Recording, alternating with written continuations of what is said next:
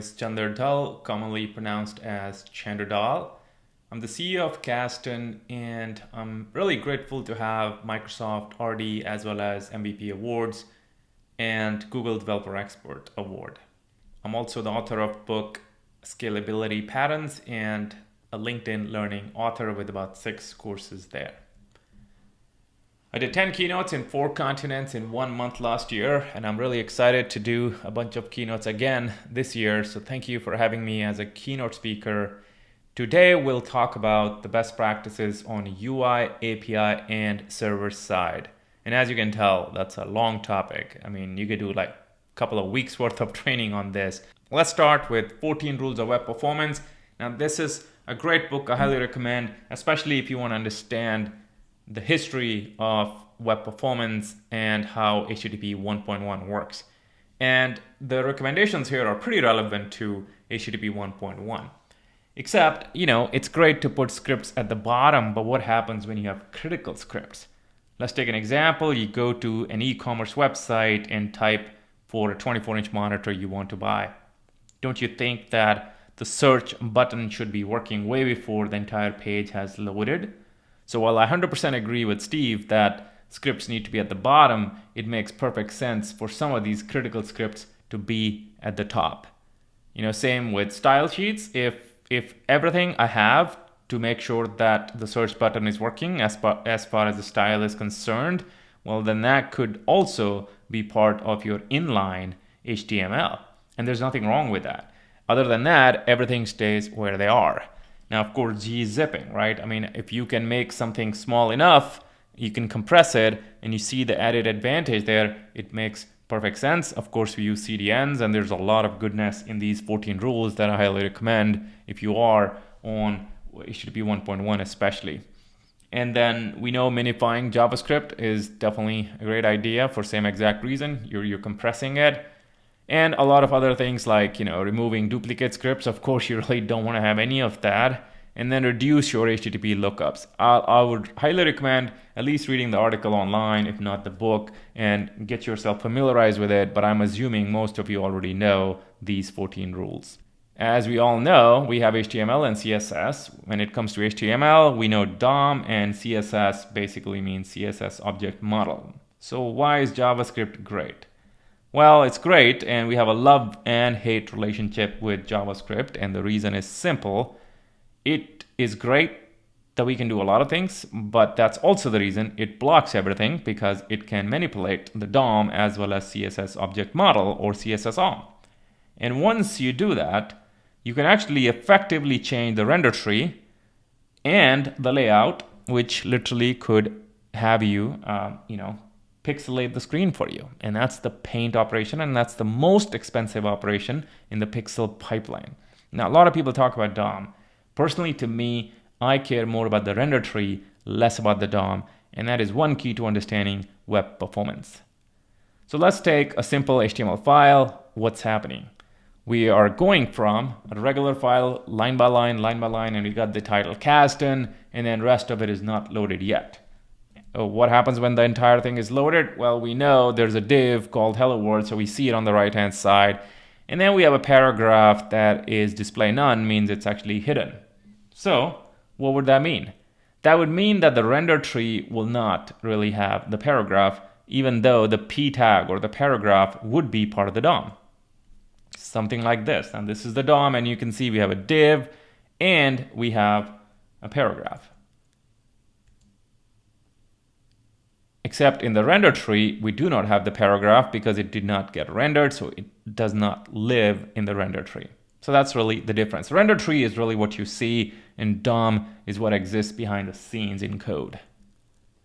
So tips, definitely do server-side rendering because it's extremely fast. And a lot of people get religious about, hey, if I'm going to do that, then I'm not doing other things. That's not true. You can actually do both. You can do progressive rendering as well as server-side rendering at the same time in the same application. And of course, something what I had said earlier, which is CSS, which is critical, could literally be as part of your inline script or HTML. So let's talk about a render tree. When we get to render tree, there are a few things we have to be careful about. First is downloading JavaScript. Now in this case, the async JavaScript is not going to really block anything else, but the one in red, which is a regular script, is going to block. And then it parses itself and then executes, right? So the browser's got to parse it and then execute it. Whereas the other one is simply execute when ready, and it's not blocking anything whatsoever. So it's probably a good idea to take the script in red and put it right before the body tag, and the async script could be there as it is. And the second one is also defer. If you you can either use async or defer, and they're both a little different, but they are way better than using a script that's going to block everything else. Now, in this case, say hi.js, if it is critical script, it's perfectly fine up there. And if it is not, it's going to go down all the way to the right above the end of the body tag. So let's talk about defer. It's not going to block the page. And it will always execute when the DOM is ready, but before the DOM content loaded event. And that's important. It's going to go all the way down, but right before that event. Async scripts, on the other hand, definitely don't block, like defer doesn't, but then they don't really wait for other scripts, and other scripts don't wait for async. So it's pretty much, think of this as happening in parallel, and they're not waiting for each other. But then DOM content loaded event and async scripts also don't wait for each other. So in this case, it can happen before or after the async script. So what's the difference between defer and async pretty much? Well, I think in this case, you can take it as, okay, it's going to happen anytime, and you really don't know what time it's going to happen. So it's got to be something completely independent of your code. That means it could be something like a third-party code. And I think that's where an async script would make sense. In that case, we had Google Analytics, which could be an async script altogether. And defer could be something that you care about that runs right before the DOM content loaded event. So it was deferred all the way to the bottom, except right before that event. And then real quick, wanted to show you how much difference it makes when it's good code versus bad code. As you can see, if I run this function, I'll run it a few times, it's almost 0 milliseconds or 0.1 milliseconds, which is pretty much instant. Same code or the same problem takes forever, it's almost 1 second. And you can see the value is the same. That's the result. And this code is called 331 million times, and this is called 39 times. And you're like, why did I do that? It's really not my code. It's interesting that anytime you see code like this, if you want a Fibonacci of 40, let's say, it's very normal to run this code in C or C#, and it's extremely fast. But the moment you get to JavaScript, you'll notice if you use simple code, which is recursive code, it actually takes forever.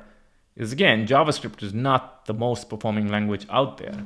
And if you were to take the optimized version of it, I mean, the only difference, if you think that has been made here, by the way, the technique is Memoizer. If you want to Google this is a very well-known technique. It's not something I created. But what they're really doing differently is the moment you have a result or the value for a particular number, you don't calculate it again. You keep it as part of an array, and that's it. That's the whole reason this function is only being called 39 times versus this one, which is getting called 331 million times. But it makes a huge difference. Imagine waiting for 1 second. We strive to have 50 milliseconds on the server, and a lot of our calls are going to be less than 200 milliseconds total. But here you're waiting 1 second on the UI alone. That is not a good experience whatsoever. And that's why a lot of the techniques that I'm going to talk about now is going to change the entire user experience, because perception is even more important than performance. But performance is something we have to get right first. And then of course we can work on the perception and make the user experience so much better. Finally, let's look at how older browsers used to work. As you can see, older browsers, they will download the entire script. That'll take some time. And then you see the gap between the scripts. That really means parse and execute. And then of course, after the second script is downloaded, then they take time to parse and execute it. And then they go download the CSS as well as images. Not very good, but eventually they figured out we could do this in parallel. Of course, there's a limit to how much you can do it. Every browser's got a limit, but they started downloading everything in parallel, but they still had to wait for parse and execute and then get CSS and images. So one of the hacks that I learned from Steve Souders was what Gmail was doing. Gmail mobile team realized that not many people went to the browser to compose emails. What they would do is go to the browser, read the emails, and respond to some of them, but very rarely they would hit compose. So that's something they could have saved on in terms of performance. What does that mean? Well, the first time you actually sent or you called compose button, you could now take the code, which was for compose, and was commented. It means it was actually not part of the script. So it got downloaded, but it never got parsed or executed. So you saved on 2 steps. But the first time you hit compose, you would uncomment that code for compose, and you would eval it. Now, eval is not bad if it is your code. So this technique actually works. And then keep in mind, if you're very concerned about security, I mean, you still control the API as well as the backend, and you should never, ever, anyways, trust the UI, no matter what you're doing. We live in a zero trust environment, but it does save you processing time. So execution and parsing, that's a lot of time you save. And once you're calling the compose button first time, it will be there for you forever. So it's only a one-time hit you have, but it also saves you in a lot of cases where you never use compose. So not a bad option, something we can try in a lot of other kind of code we have, especially if you have a ton of JavaScript code. Next, let's talk about layout, which effectively ends up triggering paint. But before that, I wanted to talk about frame rates. Let's say you've got 60 frames a second. That means you have about 1,000 milliseconds to run 60 frames, so about 16 milliseconds for one frame. But also understand, in real life, the browser may take a few milliseconds too. So you're kind of left with about 12 or so milliseconds. And if you cannot render a frame in that much time, it's going to get dropped. So let's talk about what a frame looks like. Mostly or theoretically, you would think it looks like what you see on the screen, which is code, garbage collection, layout, and paint. However, it really depends on your code. Now, layout. When do you think layout would change? A layout would change when the layout of the page or the browser you are part of changes, like resizing. You're adding a node, you're removing a node, you're changing some styles. And those are just a few cases where you would see the layout would change. And if the layout changes, the browser will have to repaint the browser, so you will see a completely different visual altogether. And that's where layout is important, and it is also expensive. Now, if you look at the right-hand side, what's happening? We've got an element, and we keep changing that element. And the more the element changes in a loop, we have a loop of code and layout multiple times. If this was a for loop of 100 elements or 1,000 elements, this would run 100 or 1,000 times. And then eventually the final thing will be in paint. So you got code and layout. You change the code again, one line. You've got another layout, then another layout. So you keep triggering layout so many times in that one frame that eventually the frame will get dropped. And of course, finally, that's when you get to paint. So we can fix this problem by simply using a let left equals e.offset left and continue to do this. And then finally just call paint one time. I'll show you more examples later, but let's understand from layout to paint what really happens behind the scenes. Well, first you apply the visual styles, and then you create the bitmap, and then you pixelate the entire screen, or at least the part that you are updating. And that's why it's expensive. So things to note: if you can update the minimum area needed, something like, change detection in a component happens in Angular. I mean, web components are pretty normal now. If you're only focused on your web component and then you just update that minimum area, that's a much better technique than happening to update every single thing. And then understand that some styles are more expensive than others. So here's an example of what you shouldn't do. Firstly, you shouldn't really be changing a lot of styles in JavaScript, but if you have to, you're probably better off using classes. But I wanted to give you a bad example. In this particular scenario, you've got the style, you change the border left, border right, and padding property, and all 3 lines will literally end up triggering layout. And this is exactly what we don't want to do.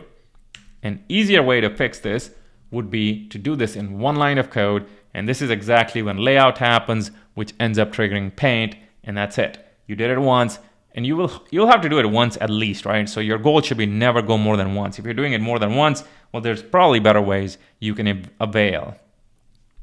Number 2, inefficient. Why? Because we're taking the elements offset left property, and then we do something with it again. Easier way, something like let offset left equals my element.offset left. You cache that in a normal variable, and that's it. It works perfectly. So paint, as mentioned earlier, it's the most expensive part of the pixel pipeline. And it changing any property will always trigger paint. Now, this doesn't apply for changing your opacity or transforms. That's it. Otherwise, pretty much everything else triggers paint. And as I mentioned earlier, if you trigger layout, you're triggering paint, which literally is the most expensive operation. So you really want to be very careful, and you want to do it only once, especially in a big set of, a for loop or something you're running. You're better off doing it once instead of the entire for loop. And then finally, can you trigger paint without layout? Absolutely. And that's when you change your backgrounds or text colors and shadows. So when you're doing that, just understand that there's a huge cost to it behind the scenes. And then of course, you want to reduce the paint areas, as I mentioned earlier. Change detection is a good idea. If you have a web component and you focus on that component, make smaller web components, which have a pretty lower amount of area compared to a larger one if you had. And then of course, you can use layer promotion and orchestrate your animations to make some of this a lot better. All right, so repaint versus reflow. So repainting is actually not expensive, or comparatively less expensive. And why is that? Think of that as you're redrawing something. So take an element, make it invisible, and then make it visible back again. So you will only trigger paint one time. Reflow is going to get triggered every single time the tree is manipulated, because you're rendering the entire piece again and again and again. So let's look at some of the examples. But before that, just so you know, why is it expensive? Well, it's expensive because you're also changing all the child nodes and ancestors, and then any elements following the element which have their details recalculated. Think about that. And that will get re-triggered again, and effectively the entire page is re-rendered. If you do it wrong, definitely if you're using some kind of change detection and you're doing it for partial parts of the page, that's still a better approach. All right, so I'm going to talk about 3 different ways you can do it, and they're really easy. First one, create a document fragment. Make all the changes you want to make in the for loop. Think of this as happening in memory. It has nothing to do with the DOM. Nothing is getting manipulated. There is no render tree. So finally, when you're done, that's when you append it to the body. That's it. It's going to take one line, and that's the only time layout would be triggered. Number 2, you can do the same exact thing. If you clone an original element, make all the changes you like to make, and then finally replace the original with the clone. So this is number 2. And the third one, very easy. The element you want to change, make sure you hide it. Then no one cares about it. Everything happens in memory. And then finally go display block, means you are showing it again. The element was hidden. We made all the changes happen. And then we said finally, all right, let's go display block, and that's it. 3 different ways you can reduce your reflow impact. Now, you're not going to reduce reflow, right? Reflow has to happen, but it's better to happen only once instead of hundreds of times, as we saw earlier. Thought leaders, here's a list of people. Feel free to follow all of them.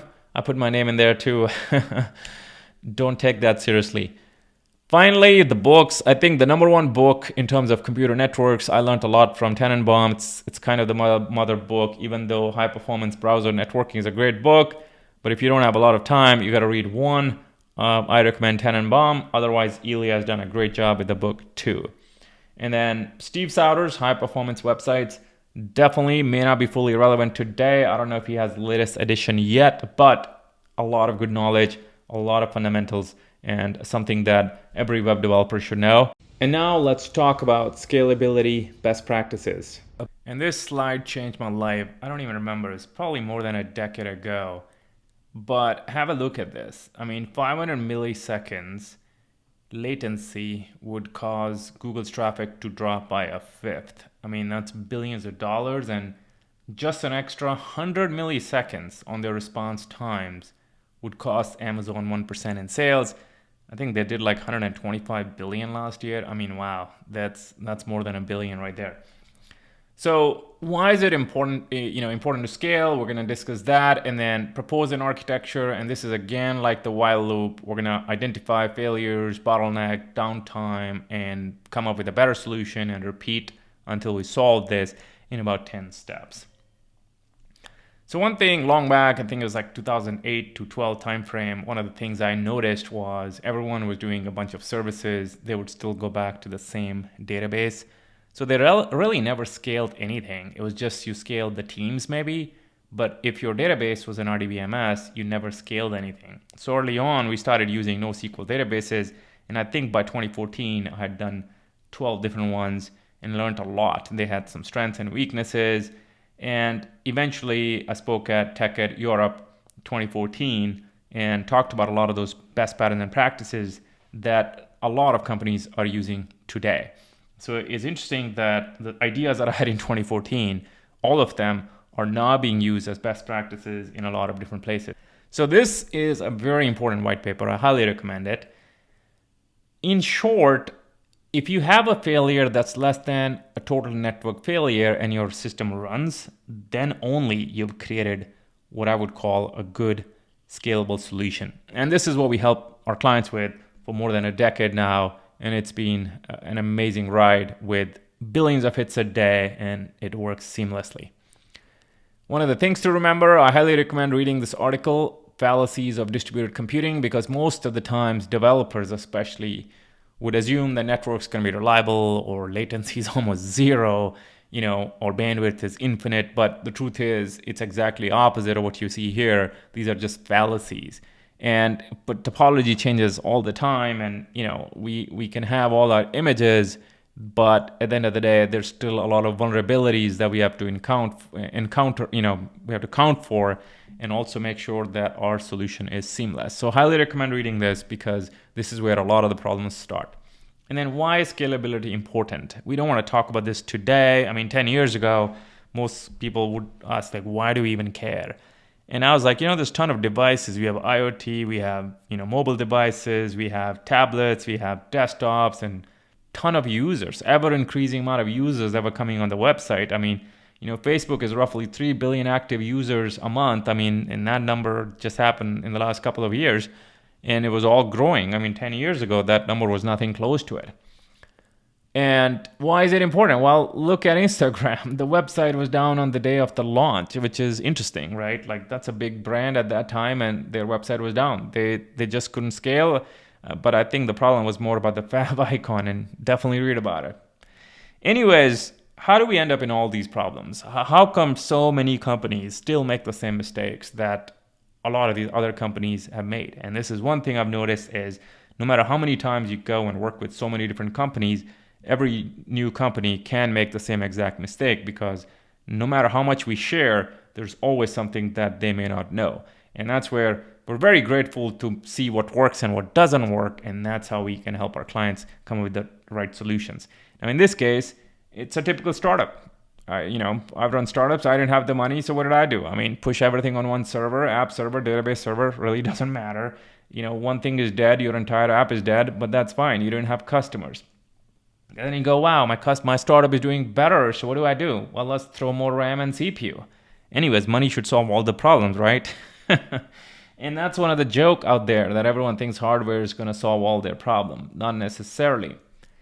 So when you start looking at the traffic or the volume of data that is coming in, eventually it gets to the point that you have so much data and the load coming on the data with all the CRUD operations that eventually a relational database just cannot scale at all. It can get to the highest level machine you have, and then you can scale it out for a few different machines, but you change your entire schema. But it was never made to scale. It was meant for asset guarantees, and I think there's still a lot of room for relational databases even today and even in future, because they bring a lot of goodness to the table. But scaling out is something NoSQL databases can do with commodity level machines that are quite inexpensive, and there's a reason we should use them too.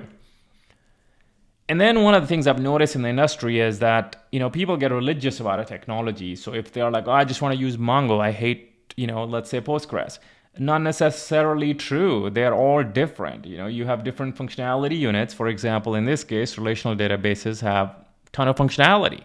But when you start looking at scale and performance, key value pair like memcached is going to beat all of them. So it makes sense to use the right tool where we have the right use case according to our caveats and constraints. And that is something that we always do. For example, we use Redis on projects. That's pretty much a key value pair with data structures. And we also use Elasticsearch on projects, or Solr, or any other search engine. And then we're using Mongo or Cassandra or Couchbase or Azure Cosmos DB, depends on whatever the need is and what the best use case is and what's the best tool for that use case. And we also end up using relational databases like Postgres, SQL Server, Oracle, name a thing. And there's a lot more, by the way. So it is more like it depends on what your solution needs, and based on that, you can pick one or more than one of these databases to get you the best value. And then, of course, you take from that particular picture, now your startup is doing better. So what you do, you ended up scaling them vertically, which means the app server lives in its own different server and DB server lives in another different one. But this doesn't scale either, because imagine one of them does not work for whatever reason, there's no connection and it's down, and that means your entire application is down. So the next thing would be to literally have a bunch of app servers, which is great, but as you can look at this particular diagram, there's two single points of failure. DB server, which I'm assuming anytime I say DB server, it's an RDBMS, it's not gonna scale out. So no matter how many app servers I have, I still have a bottleneck in a DB server. And if for some reason the connection is off, everything is down. And if I have one load balancer, same exact story. Now in the cloud environment, we can use a gateway and you can have a bunch of load balancers, active, passive, so we can easily fix that problem. But DB server, we still have the same problem. Now what happens if you go from monolith to more like, microservices? Monolith is going to be, okay, the same exact service, and you're going to take the same exact code and you're going to run it again and again on multiple different services. Whereas in a microservices world, it makes more sense to do something like this, where you have a video service, and if for some reason the videos are going to be, accessed more than the pictures on the page, then you probably need just 2 nodes of the picture service and 4 instances of the video service. And in this case, as you scale the number of users, the more video services are out there, and you can keep spawning more of them using, let's say, Docker, or let's just say Kubernetes, or orchestrating the whole thing.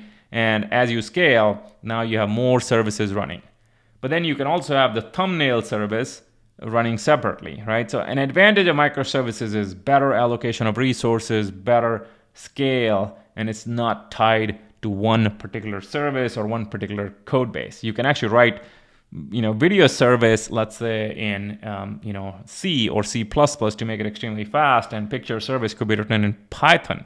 It really doesn't matter. In fact, this would have been a problem if you had a monolith, but it's not necessarily a problem when you have microservices. Now that said, there's also reasons sometimes monoliths are okay, especially if they are in itself independent and isolated, and you can scale monoliths, nothing wrong with that. But in certain cases, especially with the cases I brought up, it makes more sense to have microservices. Now here's another example where you can see all the 4 services using a shared package. Let's say it's a text parser. What do you do now? If you have to go and say a video service uses, version 1 because for some reason it's stuck over there, and I really wanted to use version 2 for the audio service, it's a lot better. Well, wait. You're going to have to upgrade everything if it's a monolith. And if it's a microservice, forget about using a certain version. You could even change the entire operating system. You could run one of them on Linux, another one on Windows. You could also use a completely different language. Forget about just using a different version. So it actually adds a lot more to bigger teams, especially the ones that work on multiple different operating systems and multiple different languages. So there's a lot of pros and cons to that model, especially for teams that need a lot of scale and are big enough to handle and automate all of this. So finally, at the end of the day, you can have a bunch of clients and they could be scaling with you as long as you're going through an API gateway, which is taking care of all your security, your patterns, your configuration, every single thing. And then behind the scenes, you kind of have this big lake full of services that are microservices, and they can scale independently of each other. So finally, as you can see, we got a couple of load balancers. They could be active-active or active-passive. Either way, they can scale. And now the users can make a call wherever. Again, same problem could be solved with an API gateway. It can handle everything for you, and it can have backups and everything, so you're never down. So everything scales so far except the database. But let's talk about caching best practices for a second. One of the things we notice a lot of times is architecture might be great, but then you start looking at how are you using your caches, and this is what happens. First time you make a request to the database, you get the version 1 of the data, and you now cache it on server number 1. You make a second call, let's say through server number 3, now you have version 2, which is right here. But now if you go back to server number 1, you're gonna get version 1. Or you're gonna have to make a call to the database and make sure you have the latest version. Either way, the idea of the cache, is already defeated. So going back, using some kind of shared cache like Redis or Memcached or whatever that auto scales would have been a much better idea than anything we saw previously.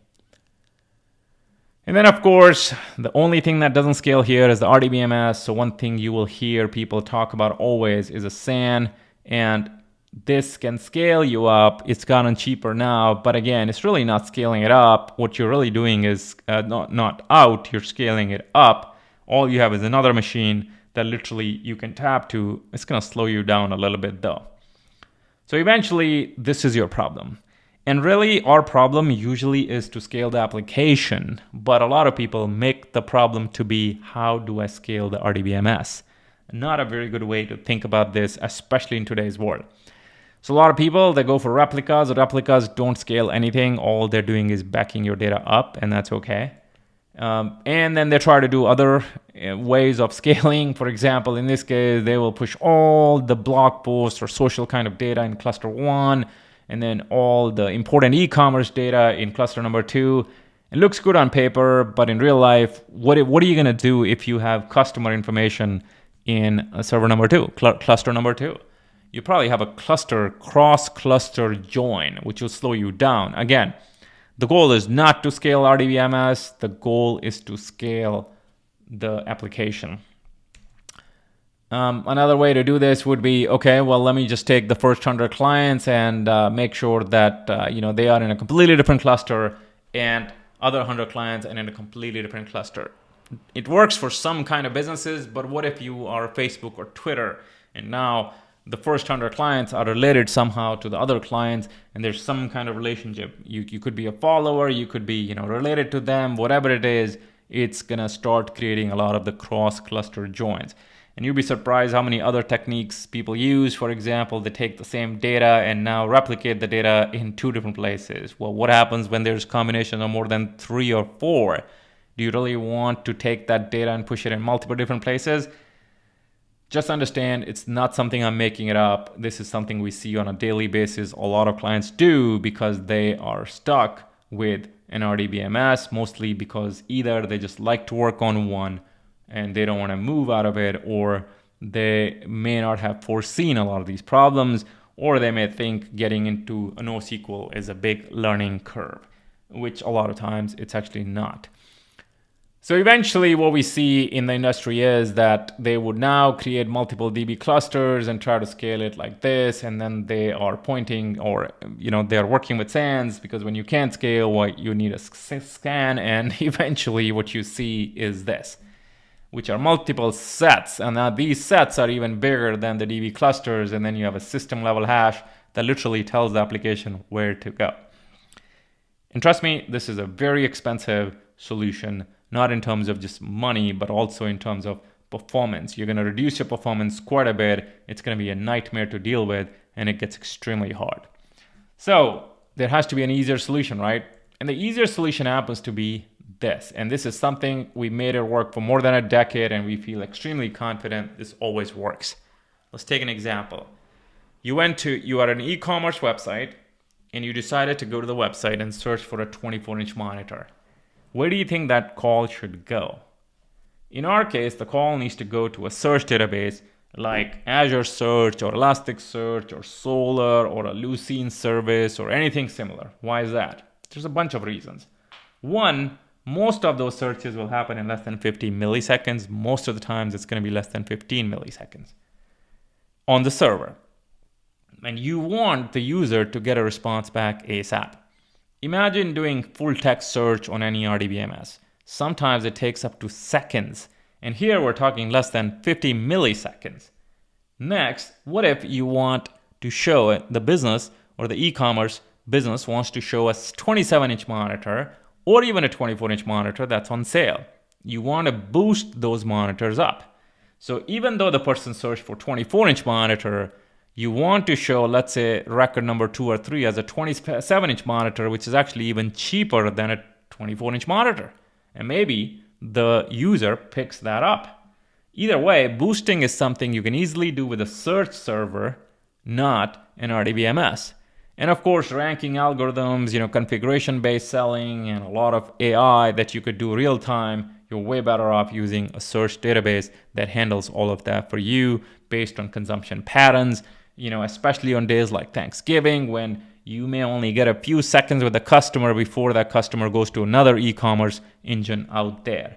And your goal is to make their life easy, the user experience extremely fast, and give them exactly what they're looking for and do the hard work for them. Now let's say the person picks the 27-inch monitor and hits click. Of course, it's going to go to the next page, and next page is going to have a bunch of things. One of that would be, pictures about the monitor, and those can come from a CDN, so it scales extremely well. What happens next? Well, next would be the specifications. You want to know about the monitor, all the details, is it 4K, resolutions and all that kind of stuff, the weight and any specification that came with the monitor. Where do you think all of this should come from? I think in this case, it'll be the document database. For example, Azure Cosmos DB, MongoDB, Couchbase, Cassandra, whatever suits your purpose best. And why is that? Well, because a lot of this is write once and read X amount of times, millions of times probably. And why is it write once? Because none of that data changes. It'll always be the same specification for that particular monitor. Do you ever think if Samsung launched a 27-inch Model X on, let's say, 2018, even in 2012 for Model X, it'll still have the same specifications. Nothing will change. The only thing that'll change is going to be a new model, and let's say Model Y or Z, but their specifications always will be the same. And then finally, you may have 5,000 comments. Imagine pushing all those comments on RDBMS. Doesn't really help. And a lot of times we'll say, well, push your comments over to a document database, and they'll say, well, what if someone is writing a comment and it takes 30 seconds before this document database to even replicate it and show it? And I go, well, we just said there are 5,000 comments. Does it really matter you have 5,001 comments or not? That lag is okay in some cases, but what you don't want to do is add a lot of verbose data to an RDBMS. What are we trying to do? We're trying to reduce the amount of data that needs to go in an RDBMS. And this is how you scale them more, because you reuse them a lot less. So the data that doesn't belong there shouldn't be there. And then finally, what if you are now, add to cart.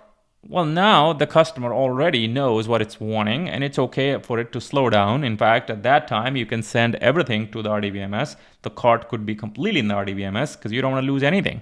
Your order history, your customer information, your encryption and rest and everything will be done very well by an RDBMS, and it's completely okay to use the RDBMS for that. Look, we believe in using the right tool for the right use case, and we believe in polyglot persistence, and it works for us, but we are not saying be anti-RDBMS. In fact, increase the longevity of your RDBMS by using it correctly. And this approach has worked for us and a lot of our Fortune 500 clients, large size, mid size, as well as startup clients. And then finally, what about caching? Well, if you did have caching, as mentioned earlier, you could use Memcache, Redis, or any other scalable caching engine that auto scales and is easy to maintain, and definitely use caching where we can. And then, of course, app servers, as I mentioned earlier, if you have a gateway, that has a bunch of load balancers, you can take any amount of app servers, but you have to keep one thing in mind. You should always code it in a way that it's not bad at all. What does that mean?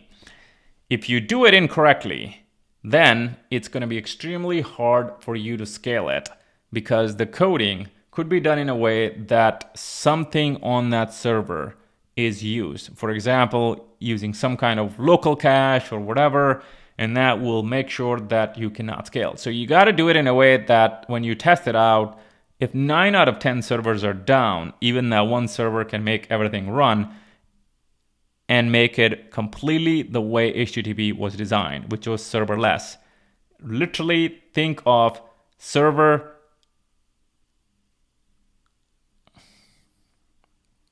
And then finally, what about the app servers?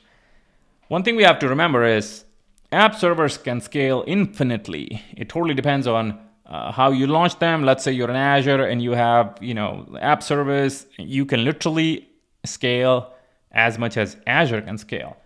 But if you write code in a way that locally you're using resources on that particular app server, you can make things happen that may not scale your application. So anytime you write code, you've got to make sure that it is not stateful, it's stateless. And if that code is stateless, written with the best patterns and practices, scaling that part is completely easy. In fact, going back here, everything is auto scale except for the part that is RDBMS, but if you use it very rarely, only for the most important data, then you can easily scale the RDBMS. And of course, if it still gets to the point that you have to get to clusters, well, you were already doing that in a different scenario, right? So this way, you will use it very minimally, and you will probably never ever get into a cluster situation. And when you have that data, you probably won't have that problem because you're using it for only 20% or less use case, and you're using the document DB and the search server and the caching engine to make sure you're getting what you want and your users are getting all the data they want. And by the way, a lot of people think you're going to lose data with all these kind of solutions where you can always back it up. You can do real-time backups. I mean, all those problems can be easily solved. That said, you still will have to do the same for RDBMS anyways, because anything can go wrong. You still would need real-time data and real-time backups, because you really don't want to lose any of that data because you've got customers and, that's probably not going to be a very good situation for you anyways. But I'm assuming that that is not one of your problems. Finally, it's a weekend gift. You can give to your non-technical boss. I wrote it in a way that, a lot of times people are like, wait, well, we understand it, but it's so hard to convince to our boss.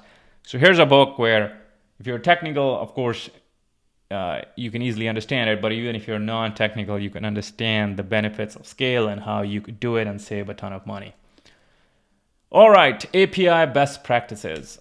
So finally, this is something that I want to skip through pretty quickly, and just understand this is not something I created over a period of time. We learned that it's better to have best practices on HTTP APIs, REST APIs. And keep in mind, there's GraphQL and there's gRPC, and they all have their own space. We're specifically talking about REST APIs and naming conventions. So this is a bad idea because get is a verb, and you should always use plurals, but at the same time, you should have nouns and no verbs in the URL, because verbs are HTTP verbs: get, put, post, deletes. Imagine you have get trainings and you're doing a post. It sounds like insert get trainings. Doesn't make any sense, right? But if you say, post trainings, means you're inserting training. If you say get and trainings, then what you mean is you are going to get a bunch of trainings. You put means you're updating them, and delete means you're deleting. So use the verb and keep everything else a noun. What about responses that don't involve resources? In this case, if you say translate from English to German, well, that's fine. That is a verb. Translate is a verb. It's completely okay. And then the principle of KISS, just 2 base URLs per resource. As you can see, the first one is plural and the second one is singular, but it's very easy to understand. That's why you're better off starting with the plural, because you have trainings. Everyone understands it's going to be 1 or more. And training /34 means it's going to be exactly that one with ID 34. So principle is 2 base URLs per resource. So if it's get, you're going to retrieve all trainings and, or training with ID 23. If it is post, you will actually create a training new or more. But then what about this one? That's going to be an error. And why is that going to be an error? Well, simply because if you were saying 23 means the user is creating an ID in your database, probably not a good idea. So we have to throw an error. So post, you still have 2, by the way, because error is not optional. If you don't have an error and the person gets a 200, then the person or the user thinks that they ended up creating 23 as an ID, which is wrong. So we need to make sure it's an error. It's not optional. And if you want to update a bunch of trainings, you can do a put. And if you want to update one particular training, make sure you check first the person has the rights to do it, authorization, authentication, and also make sure if it exists, then you update. If it doesn't exist, then you still throw an error, because again, you still don't want to throw a 200 error, especially when you are not able to update anything. Delete, same story. If exists, a delete. If not, resource not found error. And then associations are pretty simple. As you can see, trainer number 12 has a training number 144. And then you're like, well, why do we not do zip/92618/tech/API? Well, that's simply because they're optional. Anything that's required can be in the URL, and anything that is optional can be after the question mark or the query string. That's what it's called. You should keep it over there. Arrow format, this is not very good, and neither is this one because it's complex. The easiest one is where you have a code that literally takes your doc, but as you can see, if I know the code, I can recreate the link, which is the details link. And then of course you want to send back an HTTP status code, and that could be part of your error message, but you must send back an HTTP status code, which is, and the bare minimum, 201 is created, 304 is not modified. Anytime you cache something is 304, you should let other people know that you're caching it, because that's good patterns and practices. And of course, 404, everyone knows about it, and 401 and 403 are definitely very important. Now versioning, never use dates in versioning. I mean, you could, but look, it gets very confusing because no one remembers dates. Plus, I mean, this is way better where you have a version, but I don't necessarily think you have to have a 2.0 because you'll never have more than a few versions of your app running. If you have more than a few versions, it can create a lot of issues anyways. So an API, I mean, you could just use v1, 2, 3, go all the way to 20 and come back again to 1, 2, 3, and that works for you. And then finally, please do not do this because this makes people believe it's optional and it's not. And then this is something I see all the time is not a very good idea because you're hard coding the URLs. I think the better way would be something like, accept header, which is an HTTP header. Thank you so much for your time. I'm still around here for questions if you have any. Otherwise, thank you for the opportunity and have a great day.